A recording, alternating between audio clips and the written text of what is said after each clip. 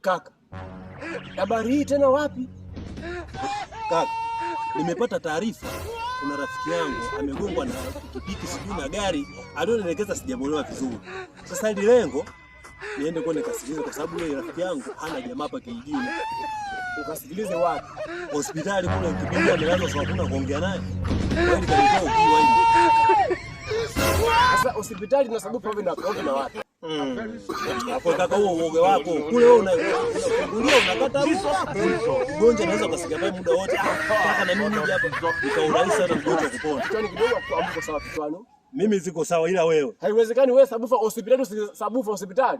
Labda itakuwa umechanganya mada. Labda itakuwa kwenye mpeni raha. Hospitali. Sio mpeni raha hiyo. Sio mpeni raha hospitali amelazwa mgonjwa nenda kusikiliza hivi. Yaani watu wamelazwa pale vitandani pale watu wako hoi hoi tabani wengine miguu iko juu. Wewe kasikiliza sabufa kweli? Mimi najitambua. Kwanza usinicheleweshe kwa mimi ndogo.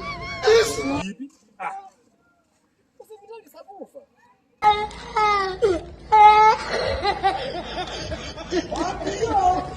Wapi? Wapi?